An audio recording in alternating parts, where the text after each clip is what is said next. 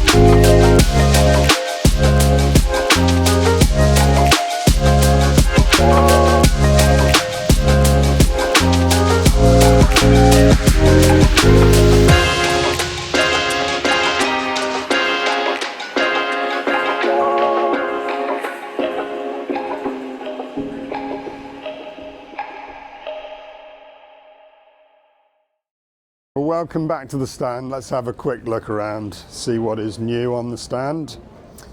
We have the Jim Hall book, which just came out.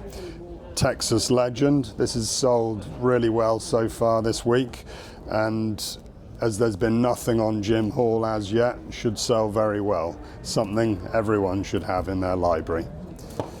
We also have a very good book from Australia on Elfin racing cars. This is quite a tome, as you can see. It's really thick, on really good quality paper, and not very easy to get, so I'm quite pleased to get that in from Australia. In the cabinet, as always, we have some really nice rare items. We have this McLaren racing brochure. This was given out by McLaren back in the day. This is in particularly nice condition and not something you see very often. We also have this Nardi steering wheel ashtray, which is incredibly rare. They produced many different versions of this ashtray. They did a Corvette ashtray, a Lancia ashtray, but of course the Ferrari one is the most desirable, and in this condition you never see it. The rim of the steering wheel is pristine, so that is incredibly rare. I've also just bought in some beautiful framed posters. This one is an original poster from the period of Jochen Rindt in the Lotus, really nicely framed with a red surround, and it's really brightened the stand up, and we've had a lot of interest in it. And finally, we've also had in a replica race suit. So it's Lewis Hamilton's 2020 race suit when he won his last World Championship, and that's just arrived, and we've had some interest in that. So now let's head over the bridge to the house, and we'll go and have a look around the Bonhams Auction and see what cars are for sale.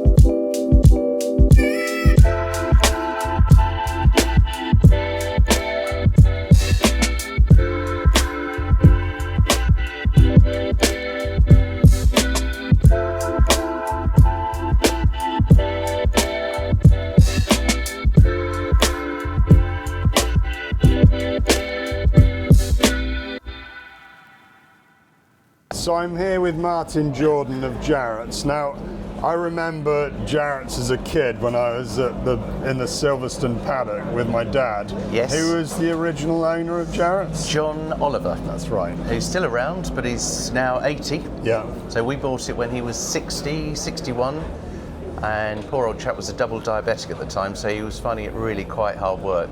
And we were a client and a customer, and he used the old, for any of your older clients, they'll remember the Victor Kiam advert for the Remington shaver, where he said, "You like the company so much, why don't you buy it?" And he made us an offer, and the rest is history, as I guess they say. So 20 years on, this is our 20th year at the Festival of Speed, and it's going well. So how did you start off as being a client of his? Where did you first meet him? At the Festival of Speed, Yeah. and I saw a beautiful photograph of Graham Hill portrait, which is actually hanging in the National Portrait Gallery.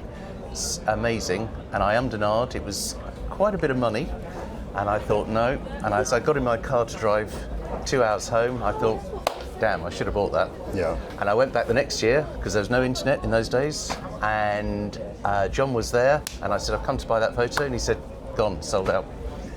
And I thought then, but I then couldn't make my mind up again, and I think he lost patience, so he said, "Come and see me in my house in Ashford," and we were living 10 miles away. And I then bought 3, which I think 18 months later we had 64 hanging in our house before he said, "Just buy the company." Yeah. So a labour of love. And so at that point, how many archives did he own, and when had he bought these archives? So he started in 88, and the first archive was Alan R. Smith, who was a local, I think it was from Petersfield around here. Lovely old boy, and that started with John saying, "Look, we want to buy the archive to then print them and put them in frames." And Alan was amazed, gobsmacked frankly, that somebody might want to see his work on the walls. But John and then Graham Simpson latterly came up with this idea, and it proved very successful. So John had many different archives, including people like Nigel Snowden. He had a few Clementaskis, Yeah. and that part of the archive was sold in the early 90s to Peter Sachs. Yeah. And then John restarted in about 98 and through until 2005 when we took it over. So there weren't complete archives, but there were, as I say, Nigel Snowden, a few Clems, Alan Smith, obviously, as we've mentioned, and I think there's even a couple of Maltas and all sorts of different people in there. So very different. You've added other archives since. So we've had 4,000 images when we bought it, and it's now about 50,000. Wow. So somebody very dear to us, John Ross, for this MG photograph. He's sadly he passed away about 3 years ago, but a lovely old boy who was actually Edward Eves' boss, and he took for the autocar and the motor and autocourse in the 50s and I think through till 59, 60, somewhere around there. Lovely chap, great archive, which we managed to secure about 5-6 years ago. Yeah. So yeah, we've added and added. Lizzie and I were working full time, and everything we earned from these shows went back into buying more stock. So we now have an archive, as I say, of about 50,000. It's more cherry-picked than something like dear old Ted Walker at Ferrets and Getty Images have 8 million or whatever it might be. Ours is modest in size, but high quality. Yeah. And so how many years have you been exhibiting at Festival of Speed? 20 now. 2005, first year, very nervous. I remember having a tear in my eye at 1:30, looking at Lizzie thinking, what have we done? We've remortgaged the house. And then somebody came in very kindly and bought a signed Jim Clark, and I suddenly thought, okay, breathe easy, and we're okay. And that show turned out to be pretty much what John said we'd take. Yeah. And ever since then, it's gone up and up and up, and we now have a great client base, just like you do, which is really important, but also finding new clients. So we've had several new clients from this show already who have never been to us before, and that's really the lifeblood of the business. Our companies have always worked fairly closely Very well together, yeah. And we're hoping next year at Monterey, with my new show, Automobilia Collectors Expo. We're Yep. hoping that that will be your first attendance at a US event. Yeah, well, first attendance for us overseas, full stop. So, you know, Lizzie and I have talked about that for a long time, and I think it's now there's that connection with you. I think before it was always sort of toe in the water, crikey, what are we going to do? How are we going to do it? A little bit like Retromobile. Yeah. We still haven't done that. But I think this will be a great opportunity for us, and I really sincerely hope we can do it. We're certainly intending to do it, and I think it'll be a great, I know the area, so it'll be a great place for us to go, not only to show and exhibit and hopefully find some new clients, but also to have a little holiday as well. So thank you. And I was looking around the images here the other day, Yeah. and something caught my eye, which I want to show everyone, Yeah. which is over here. Yes. There's this picture of 55 Le Mans with Mike Hawthorne and Ivor Bube, the winners, with this lady between them. Now, we looked into this, Yep. and Mike's illegitimate son Yep. is supposedly with another lady, but I don't think that's right, because No. if you look at this lady's face Yep. and you look at Mike's son's face, Yep. it is identical. Yep. And I'd never seen this picture before. No. And when I saw it the other day, it was a wow Eureka moment. moment. It Yeah. was. Yeah, and I just think the way incredible. they're looking at each other is something more than another driver or a fan or Exactly. something like that. There is a connection. So, yeah, I think we need to do a little bit more research, but I think you're absolutely right. And you're not the first person to have said it. There are other people have thought that might be the case. So I need to do more research, but it's certainly spurred me on to do that. And that's one of the great things about your stand, is you can come on here, and I'm a huge fan of automotive or any photography, but a photograph can just draw you in. It tells the story, doesn't it? It does. Yeah, It does. Yeah, there's so many things, you know, when you look at the photograph that's here with all the crowd, and it's so emotive, isn't it? It's a moment in time, and I absolutely love these things. I really do. I think, you know, if I were to choose an era, it would probably be the 1930s, because I think it's such a romantic era for me. But if I was to choose one race, the Targa is where I'm at. I just think it's an amazing event, and having driven the road, or my dear wife driving the roads of the circuit in a little Fiat 500 with me navigating, and to think of somebody like Vic Elford, who you knew very well, driving around there in a 908 is scary. It so is. Yeah, an amazing place. Well, thanks for your time. Pleasure. And good Thank luck you very at much. the event. Good luck Hortons as well. Cheers. Thanks, Ben. So let's head over to the paddock, where I'm going to interview Jackie Oliver and Kenny Acheson, and we'll see who else we can see.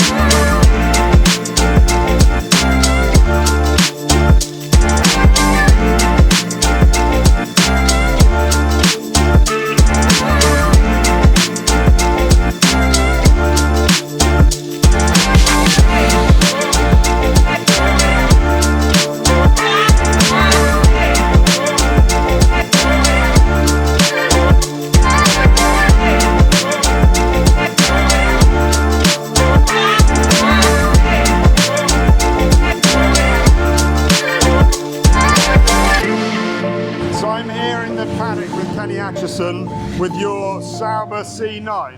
Is Yeah. this the exact car that you drove? No, at Le Mans? it's not. It's there were 6 race cars. This is a 7th, which was made by Peter Sauber in, I think, 1990. And it was made from all spares, so the tub was never used, but the nose, the bodywork was used on the other cars, so it was just bits that were left over. The car was then in the Donington Museum for several years. Bob Berry's then redid it, did the engine, and I got it 4 or 5 years ago, so yeah, it's fine. And you must have enjoyed owning it after so many memories from... Yeah, I mean, obviously for me, it gives my career a little bit of credibility. It was very fortunate to drive for Sauber Mercedes, especially that was 89. Was the last year of Le Mans without the chicanes. So allegedly I did 400 kilometers in the straight practice. Finished second. Jochen Mass won in the sister car. So yeah, a lot of good memories, and as I say, I suppose gives me a little bit of credibility. And also, what not many people know about you, you were an F1 driver for a short period of time. I think if you look at the statistics, I'm probably one of the worst F1 drivers ever. And my overall impression, or my overall feeling of being a Formula 1 driver is one mostly of embarrassment, because I was totally unsuccessful. Everything else I did, I was reasonably successful. So Formula 1, I guess the nice thing is people say, you used to be a Formula 1 driver as opposed to you used to be a racing driver. But to be honest, I'd be embarrassed to claim I was a Formula 1 driver. Well, you reached the pinnacle, which not many people get to do anyway, so... Well, I wouldn't say the pinnacle, but I was close to it, and obviously the nice thing about racing is you meet a lot of good people, and there's people who are still in it, and I think in the 80s, 90s, the sport was certainly emerging. So there were characters, there were people could make decisions. It wasn't corporate. The teams were much smaller. Yeah, it was good. And even here, it's like Ray Bolter, who ran the Ram when I was in Formula 1. He's here. Indy Lyle, who's looking after the McLaren Heritage car. I first knew Indy when Ron Dent was running Formula 3 team against me. And you meet up, you haven't seen each other for years, and you have a really good conversation. So for you, are you still a single-seater man, or do you kind of love sports car? No, for me, I think the optimum is single seats, but again, I don't think the way the sport's going, I think it's very difficult for drivers to be in single-seaters. Yeah. And I think G2 and sports cars now, if you want to be a professional racing driver, I think that's the way they have to go. But back in my day in the 80s, the only way I became a professional racing driver was to go off to Japan. Because I raced in Europe, I wasn't paid, and then I went to Japan. So in racing, there's kind of 2 things. There's the glory, but ultimately it has to be commercial for you.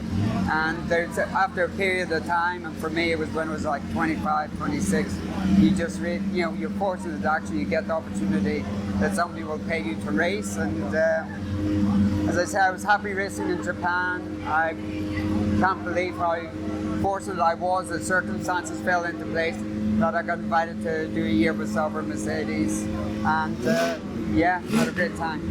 Well, it's getting very loud here, as it should do in a motor racing paddock, but thank you for your time, and I think you're going to let Dexter sit in your Sauber C9. Yeah, just don't go faster than me though, and that's not difficult. You okay? What? Feet up. Slide the feet in. All right? Okay.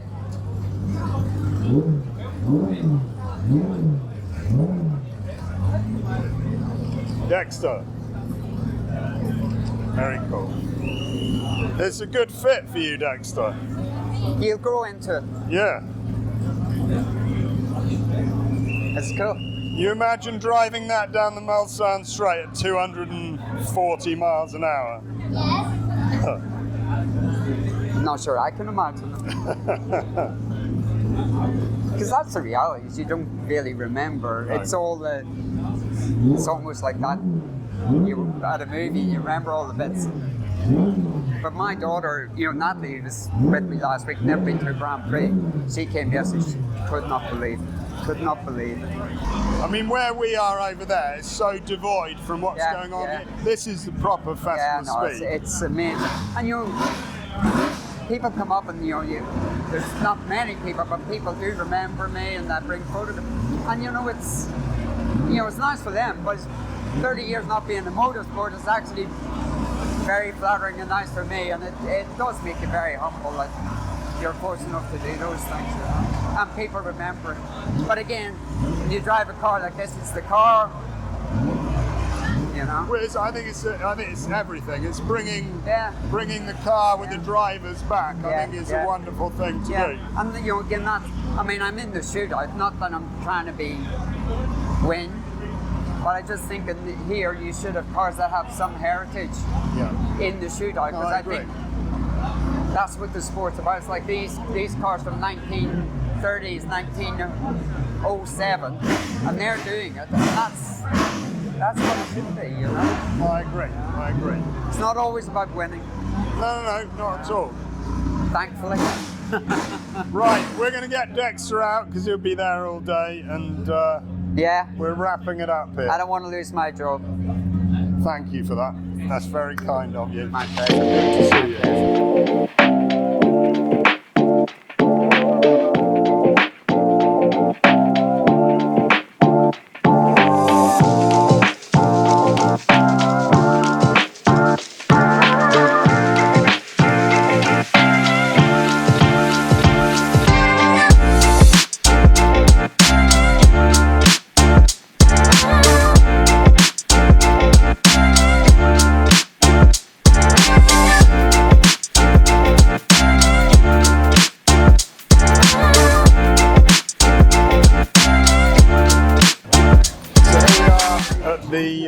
Shadow enclosure with Jackie Oliver. What an incredible array of cars here for this particular Goodwood of shadow cars. It's unique. I said to Charles Richmond, I think I can get all the cars that I drove for Shadow as an American constructor in the 70s. And he said, Jackie, if you can do that, we will let you do it, because that is unique, that we should have every model of a constructor as dynamic as the United States of America team, and that's what we've done. And did you, when you were driving for them in the day, did you realise what an iconic team it was then, and what an icon it would become, now? That question only comes with, you only know that afterwards. Yeah. You don't know. I mean, Don came to me when I was driving for the Titanium Corporation Can-Am car and said, would you drive for me? And I'd seen the car that Trevor Harris just explained, the little Mini, and I said, Mr. Nicholas, it's very kind of you, but no. And he said, why not? Because it's not going to work. Right? And I hope I haven't offended you, and I think I did. But he came back after they tried to run the car that year. He said, what would you do differently to drive for me? I said, well, you should build the car in England, because that's where the industry is. And you should not do something as prototype, because they never work. You'll spend all your time fighting fires. So he said, okay, who would you get to design it? So I said, Peter Bryant, who did the Titanium car, but more importantly, Tony Southgate, because he's got that experience. Not that he did have that experience, but he didn't have experience to make a successful race car. Yeah. Peter Bryant copied the McLaren. Tony made a car like the DM4 that was his car, and that's the secret to success. Yeah. And to Don Nichols' benefit, he agreed to that change. Did you have a good personal relationship with Don? Yes, I did. It was of a different level than I had with Colin Chapman, who I drove for 3 years before. Yeah. Colin didn't want me as a driver. I think he was. When I took over, not only did I take over the seat of his best friend, but probably the world's best driver. Yeah. So it was a bit of a baptism of fire. Yeah. But it was a pivotal moment. I drove all Colin's cars. And as a result of that, particularly at the British Grand Prix, I led with one of his cars, that would leapfrog me into other opportunities. Unfortunately, the next Formula One car I drove was the worst. That was the BRM. Yeah. But again, I got Tony to come and design a much better car the following year. So really, the secret to success in Formula One has got nothing to do with the driver. It's got to do with the designer. And Adrian Newey is a prime example. Well, as it does today. I mean, it's a prime Nothing's example of changed. that. No, not at all. And it'll be interesting to see where he moves on to. That's right. Well, thank you for your time. You look great in the shadow race suit, and hope to see you soon. Cheers. Interesting, when I came here, there were two young guys with their father standing at the entrance to the drivers' club. And he came to me and said, "I've seen that car you could drive here, the big black shadow." So I said, "Yes."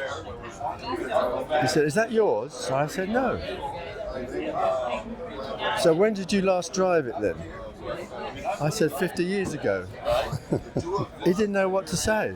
I said, "That was before you." And his father said, "Yeah, and before me."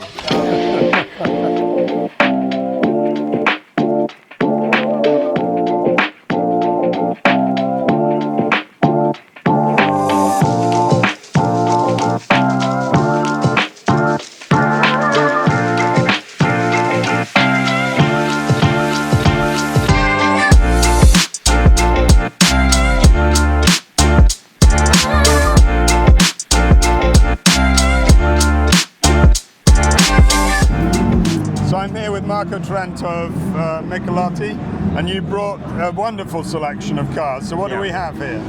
We have an F333. It's 12-cylinder with carbon fiber chassis. That's an amazing car that won Daytona 24 hours. And the 333 was an incredibly successful car for Ferrari, wasn't it? It was 40 cars has been produced, no more than 40. Yeah. And it's a car, one of the GT from Ferrari, one of a prototype with 12-cylinder engine that won Daytona. It's really one big success for that. Yeah, and it won many other races as well as Daytona. Many, I don't remember all of them. They won really so much. Yeah. And then, so we have two 333 SPs, and then here we have an F40 LM. F40 Le Mans. And what is the history of this car? The history of this car is a complicated history. The car was designed in the beginning to compete in Rally Championship and WRC. And after, by regulation, the Group B was cancelled, and so this car has to be rebuilt and somehow to compete in the Endurance Championship. Yeah. And this is the Le Mans, one of the most incredible GT that was competing in Le Mans in WEC. And Le Mans was the most important race, of course, where the car was amazing. Yeah, no, exactly. And is this your first time at Goodwood, or you've been many times before? For me personally, it's the first time. For Michelotti, we have tried to be always here with our customer. And so, what are your personal thoughts of Goodwood and what's happening? It's incredible. It's a huge event that. I never saw so many different cars and places as a reference for motorsport. And what is your personal passion as cars? Is it Ferrari or is it another mark? I love all the cars. I love motorsport, but Ferrari is on top. Yeah, of course. Of A true Italian. Yeah. Well, thank you very much. You're welcome. And Thank enjoy you. the weekend. Thank you so much. Thanks for joining us at Goodwood. See you next from Monterey, California, where we'll be at my event, which is Automobile Collectors Expo. Don't forget to like and subscribe the channel.